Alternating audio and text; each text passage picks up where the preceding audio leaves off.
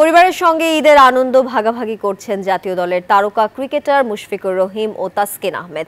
নিজ নিজ এলাকায় দুজনই ঈদের নামাজ আদায় করেছেন বাবা আর ছেলের সঙ্গে। ঈদের শুভেচ্ছা জানিয়েছেন দেশবাসীকে। হতাশা কাটিয়ে শ্রীলঙ্কা সিরিজে ঘুরে দাঁড়াবে দল, প্রত্যাশা মুশফিকুর রহিমের। দীর্ঘদিন পর বগুড়ায় পরিবারের সঙ্গে ঈদ উদযাপন করেছেন মুশফিকুর রহিম।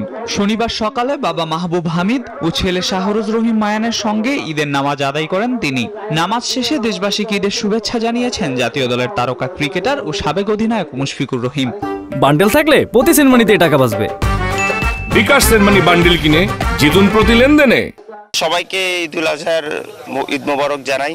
সবাই যার যার সামর্থ্য অনুযায়ী কোরবানি দিবেন এবং পাড়া প্রতিবেশী গরিব মিসকিন যা আছে সবাইকে সাথে করে নিয়ে সবাই সেটা শেয়ার করবেন।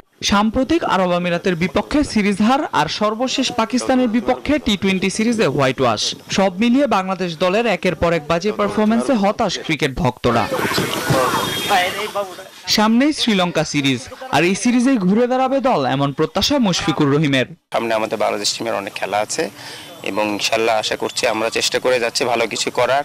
তিনি আরো জানান, বিসিবির নতুন সভাপতির দায়িত্ব নিয়েছেন আমিনুল ইসলাম বুলবুল। ক্রিকেটের জন্য অবশ্যই ভালো কিছু করবেন তিনি। তো আশা করব যে উনি দেশের জন্য এবং বাংলাদেশ ক্রিকেটের জন্য স্পেশালি অনেক ভালো কিছু করবেন, যেটা কিনা পরবর্তীতে বাংলাদেশ ক্রিকেট উপকৃত হবে।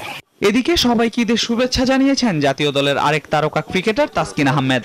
সবার ঈদ মোবারক, সবাই সবার ফ্যামিলির সাথে এনজয় করেন, ঈদের শুভেচ্ছা রইল। সকালে নিজ এলাকায় বাবা ও ছেলেকে নিয়ে ঈদের নামাজ আদায় করেন তিনি।